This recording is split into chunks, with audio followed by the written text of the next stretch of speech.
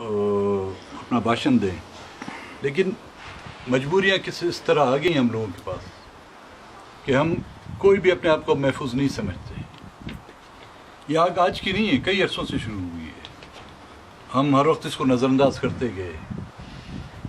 हुक्मरानों ने अपने मफादात की खातिर जो है इस कौम को जो है आग में धकेला हुआ है। अब ना हम खुद निकल सकते हैं यहाँ से, अब खुदा से हम दुआ कर सकते हैं कि वो हम पर रहम करे। अब ये पता नहीं सज़ा जो हम लोगों को मिल रही है हम लोगों की गुनाहों की सज़ा है या दूसरों की गुनाहों की सज़ा है। मुझे नहीं लगता कि हमारे आबा व अजदाद ने कोई गुनाह किए हैं। ये गुनाह उन लोगों ने किए हैं जो इस सरजमीन से फ़ायदे हासिल करके वो जाके बैरून मुल्क जाके बैठ गए, जिन्होंने मुल्क का सौदा भी किया, जिसने कौमों का सौदा भी किया, जिसने मज़हब के नाम पे जो है सब कुछ किया। आज यहाँ के लोग भुगत रहे हैं। पहला वाक़या नहीं, मैंने कहा क्वेटे में कई ऐसे वाक़यात हो चुके हैं। हज़ारा जो हमारे भाई हैं उन पर कितने वाक़यात हो गए हैं। बलोचों पर जो है वो 1947 से आज दिन तक मेरे ख्याल में कोई ऐसा दिन नहीं गुजरता जहाँ पे कोई एक गांव ना हो, कोई एक शहर ना हो जहाँ पे लोग मातम में ना बैठे हो। हम अंग्रेज़ को तो कहते हैं कि जी अंग्रेज़ एक गैर मज़हब था, 200 साल उसने हम पर हुक्मरानी की, ऐसे जुल्म हमने उसके वक्त में नहीं देखी। ये इस्लाम के नाम पे ये मुल्क बना है, उसके एज़ हमें ये कुछ मिल रहा है। ये जो कुछ हुआ है क्यों किया गया है? हमारे आने वाली नस्ल को जो है जाहिल बनाने के लिए। जो आपको याद होगा जब 9/11 का वाक़या हुआ था, जब मुशर्रफ को धमकी दी गई थी कि हमारे साथ रहो या आपको पत्थर की स्टोन एज में ले जाएंगे, हमें आज वो जो है स्टोन एज में ले जा रहे हैं। प्रोफेसर हमारे मारे गए, डॉक्टरों को हमारे मारा गया या उनको अगवा करके उनको जो है जलावतन कर दिया गया मुल्क से। बचा कुचा ये हमारा वकला बरादरी था। जो नाइंसाफ़ियाँ जो हो रही थी, चाहे बलोचों के साथ हो रही थी या पश्तूनों के साथ हो रही थी, वो जाके वहाँ पर अदालतों में जो आवाज़ उठाते थे या सोसाइटी के अंदर जाते, मुल्क से बाहर जाके वो हमारी और आपकी आवाज़ उठाते थे, उनको भी बिल्कुल मैं ये समझता हूँ वो अदलिया का वो एक क्रीम जो था वो ख़त्म हो गया। 15-20 साल की मेहनत, वालिदैन की ख्वारियों के बाद उनको पढ़ा लिखा कर इस स्टेज पर पहुँचाया, और आज जो है हम जहाँ पे भी जाते हैं, मतलब 3 दिन से हम फातिहों पे लगे हुए हैं, वो ख़त्म होने का सिलसिला ख़त्म नहीं हो रही।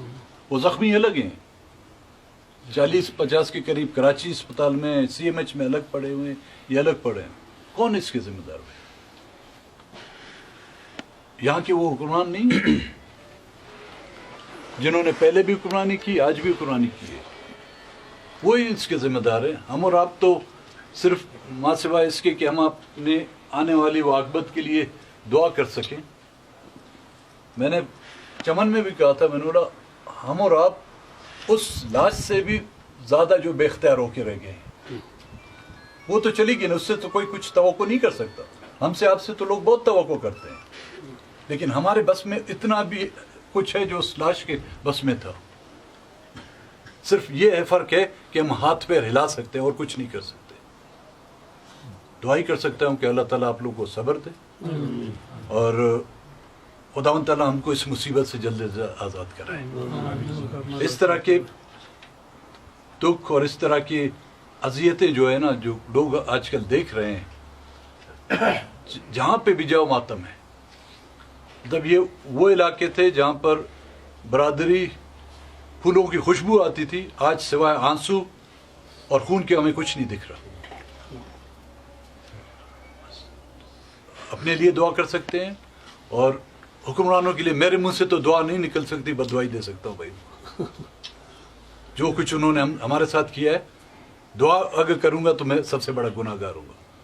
उनको अल्लाह जो है ये अजाब जो हम लोगों पे उन्होंने खड़ा किया है, खुदा ही उनसे पूछेगा, हमारे बस की बात नहीं भाई। और तो कुछ मैं नहीं कह सकता, सिर्फ आप लोगों के ये मौका मिला, मैंने बोला कम से कम और तो कुछ नहीं, आपके गम में शरीक हूँ, दुआ करें। अल्लाह हम गुनाहगारों को पता नहीं दुआ कबूल करता है नहीं करता है, लेकिन हमारे से जो फ़र्ज़ होता है वो हम आपकी खिदमत में पेश हैं। सरदार साहब, ये कत्लेआम, ये बर्बरियत, मतलब ये कहाँ जाकर रुकेगा? मतलब ये हम पशीर में तकरीबन 10 हमने फूल जैसे जनाजे उठाए सर, تو یہ ہم کو کہاں لا کر کھڑا کیا جا رہا ہے سردار صاحب؟ اس میں قصور کچھ ہمارا بھی ہے. جب ہم اکٹھے تھے یہ حال نہیں تھا ہمارا. جب ہمیں الگ الگ کیا گیا، آپ کو پشتون کیا، مجھے بلوچ کیا، پھر وہ ہمیں مارنا شروع کیا. اور کہاں تک یہ سلسلہ جائے گا، مجھے وہ کہتا ہے نا، وہ کہتے ہیں کوئی روشنی کی کرن نظر نہیں آ رہی اس میں. کیونکہ اختیار جن کے پاس ہے وہ بڑا ناانصاف، بڑا ظالم. وہ الفاظ نہیں ہے، میں اس فاتحے پہ اس کے لیے بیان نہیں کر سکتا. وہ اس کردار کا مالک ہے، اس سے آپ خیر کی توقع نہیں کر سکتے. بس یہ ہے کہ آپس میں ہم ہو کے ہی اس کا مقابلہ کر سکیں گے، اس قوت کا.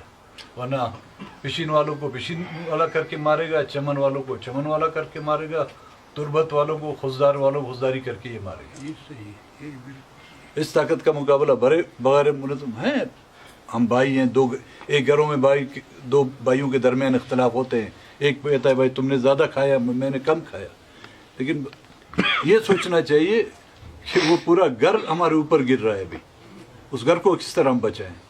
اگر اس گھر کو ہم نے نہیں بچایا، نہ یہاں پہ بلوچ رہے گا، نہ ہزارہ رہے گا، نہ ہی پشتون رہے گا. ہمیں ان کو بچانا ہے یہاں پہ. اب وہ نوبت آ گئی ہے. جب شروع میں یہ قتل عام شروع ہوا، ہم کہتے تھے.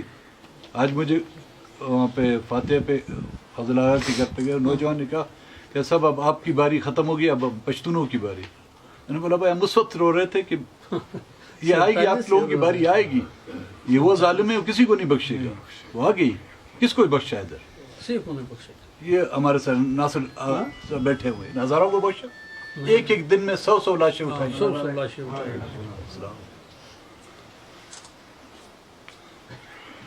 اللہ تعالیٰ سے رحم کیا. سردار صاحب، یہ آپ نے جو بات کیا ہے نا کہ ہم لوگ پشتونوں کو الگ کیا ہے، ہم لوگوں کو الگ کیا ہے، تو اسی لیے ہم لوگ ابھی مر رہے ہیں نا. تو آپ اس کے لیے آپ لوگوں کو کیا سوچ ہے کہ آپ آئندہ کے لیے ہم کیا کریں گے پشتونوں کے لیے؟ جو آپ نے بات کیا ہے نا پشتونوں اور بلوچوں کے درمیان اس اتفاق یا اس المناک حادثے کے وقت ہم لوگوں کو کیا کرنا چاہیے، کہ کیا کریں ہم لوگ اس کے ساتھ؟ اب اس میں جو قیادت ہے اس کو ایک کردار ادا کرنا پڑے گا. نفرت کے وہ جو نعرے ہیں ان کو پہلے ختم کرنا ہوگا. وہ نعرے جو ہم دوسروں کو ایک دوسرے سے دور کرا رہی ہیں، جو نفرت پھیلا رہے ہیں، اس کو ختم کرنا ہوگا. ابھی بھی ہم ایک دوسرے کے خوشی غم میں آج تو شامل ہیں. خدا نہ کرے قبل ایسا نہ ہو کہ ہم ایک دوسرے کی خوشی و غم میں شامل نہ ہوں، کیونکہ حالات اس طرف جا رہے ہیں، مجھے دکھائی دے رہے ہیں. اس کو روکنے کے لیے جو نا یہاں کی جو قیادت ہے، چاہے بلوچ قیادت ہے چاہے پشتون قیادت ہے، وہ ایسے دل آزار الفاظ استعمال نہ کریں ایک دوسرے کے خلاف جس سے نفرتوں میں اضافہ ہو. پیار محبت سے ہم لوگ رہے ہیں. یہ ملک نہیں تھا، اس کا وجود نہیں تھا، ہم لوگ اکٹھے نہیں رہے. آج تو 4 کتابیں ہم لوگوں نے پڑھی ہوئی ہیں، 4 الفاظ جماعتیں ہم لوگوں نے پہلے تو وہ بھی نہیں پڑھی ہوئی تھی. پہلے جب ہم اکٹھے رہ سکتے تھے، اب کیوں نہیں رہ سکتے؟ اس کے لیے اس قیادت کو جو ذمہ داری نبھانی پڑے گی. نہیں، یہ آج کل جو حکمران ہے یا جس کے پاس اختیار ہے وہ سچ سن نہیں رہا ہے.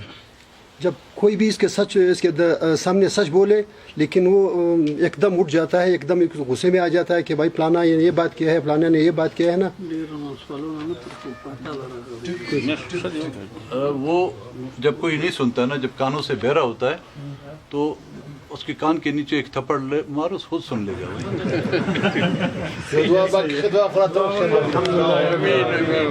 والعاقبة للمتقين والصلاة والسلام على محمد وآله وأصحابه وأتباعه أجمعين. اللهم سهل علينا كل صعب بحرمة السيد الأبرار. اللهم أحسن عاقبتنا في الأمور كلها وأجرنا من خزي الدنيا وعذاب الآخرة. اللهم سهل علينا كل عسير فإن كل عسير عليك يسير. اللهم سهل علينا كل عسير فإن كل عسير عليك يسير. اللهم تقبل منا إنك أنت السميع العليم وتب علينا إنك أنت التواب الرحيم. سبحان ربك رب العزة عما يصفون وسلام على المرسلين والحمد لله.